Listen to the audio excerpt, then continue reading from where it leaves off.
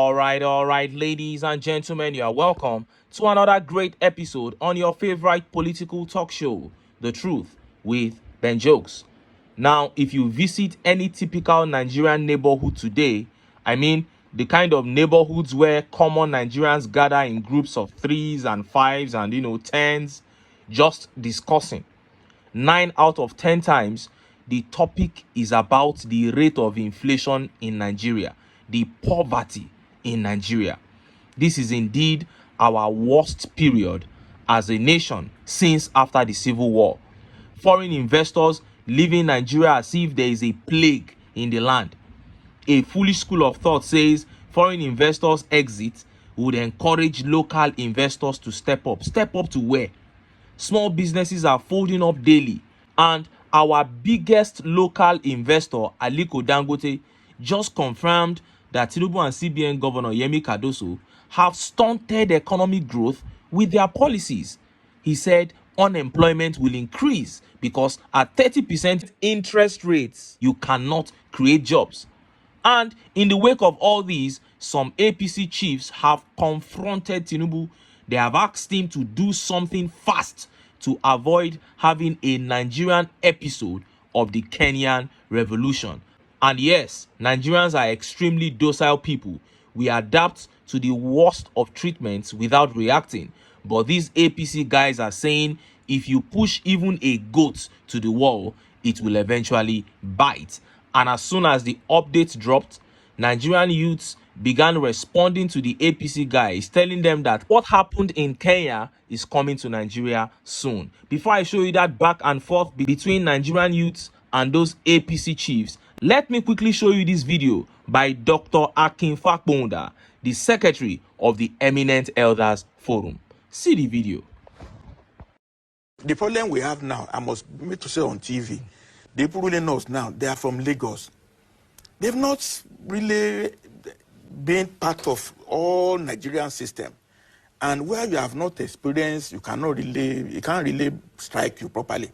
So, but if you go regionalization, each region will be able to do what it does best. And I said so to my friends in the Northwest. You have gold in Northwest. Gold is more valuable than crude oil. So are you saying the TINUBU administration is dominated by Lagosians? It is. I'm able to say. The administration is perceived as if it's Yoruba administration. The same manner in which Buhari administration was perceived as Fulani administration. And it's not good for us at all. It's not good for the country. So it's left for those in power to change that perception? Well, it's difficult to change now because when you have gone on a wrong track, unless you make a 180 course correction, will you fire the CBN governor? Will you remove Minister of Finance? Will I have faith in the president that if he needs time to settle down, he ought to settle down by now, in all honesty. And there are so many important things that you have to do. The mundane things you are talking about is not the issue. Okay, the Nigerian was promised that there will be an Onosanye report implemented in 12 weeks, pointedly. And we're in months now. We're in months. Nothing has happened about Onosanye report, which go to the essence of restructuring. 750 parastatals, MDAs in the government. The money is being wasted. Much more than 750. 750 was the figure years back. With creation of extra agencies and commission, perhaps we are inching towards 900. So if they promise, even this American promise they would do a Onosanye report in 12 weeks, and then we have not had anything again. You heard that. It is a Yoruba government, and not only a Yoruba government, a Lagos government. Because Yorubas from other southwest states have complained times without number of marginalization under the TINUBU administration. But do you blame him? Did they not say he was coming to replicate the Lagos model at the national level? They said he was coming to repeat what he did in Lagos at the national level. And he's doing it now. So nobody should complain. What a disgrace. It's such a shame. Look at what our country has been reduced to because of square pegs in round holes. You see a man that is not fit for the job, but because he's from Lagos, because you guys have worked together before and you have manipulated the Lagos treasury together, then you put him in office and jeopardize the lives of the entire nation. The special advisor to TINUBU on the economy, Tope Fasua, was on Arise TV criticizing the policies of the CBN governor to show you that there is no synergy. They are not working together. Everybody is just there looking out for his own pocket. And this is where we have found ourselves as a nation. And I'm glad that Dr. Fakbonda mentioned the Orosayan report, which TINUBU brought out and promised to implement, the merging of ministries to cut down the cost of governance. When TINUBU brought out that report and promised to implement it, some APC supporters began jubilating that Jagaban is about to do something good. But I knew he was joking. Today, they have thrown it away. Anything that has to do with cutting down the cost of governance, this administration will never embrace it. It is propaganda, propaganda, and propaganda all the way. What a disaster. Now, let us look at that update where those APC members want TINUBU to get up and do something now before Nigerians will begin to revolt like the people of Kenya are revolting. And Nigerians came there and said, don't worry, we are on our way. See the update. APC members to TINUBU, act now. We can't afford nationwide unrest over economic hardship. Oluyemi Ayinde, a member of the All Progressive Congress in Lagos State, says Bola Tinubu should act fast to address the economic hardship in the country to avoid the kind of protest witnessed in Kenya. Protests broke out in Kenya after the parliament moved to pass a bill seeking to raise taxes in the East African country. Kenyan President William Ruto has declined assent to the bill, but the protests claimed lives and also led to the destruction of properties. In an open letter to Tinubu, Ayinde said the protest in Kenya served as warning signs because citizens of Nigeria and the East African countries face similar situations. Your Excellency, the gravity of the situation cannot be overstated, and the potential for widespread civil unrest looms large, as the consequences of such upheaval will be overwhelmingly devastating for our nation. The letter reads, the destruction of infrastructure, the loss of lives, and the disruption of economic activities will set Nigeria back by years, if not decades, undermining the progress we have strived to achieve. Your Excellency, the time to act is now, as the cost of inaction is far too great and the window to prevent nationwide unrest is rapidly closing. I hereby urge you, sir, to marshal all resources at your disposal and to leverage your esteemed leadership to guide our nation through this perilous juncture. Sir, history will judge us by our response to this critical moment.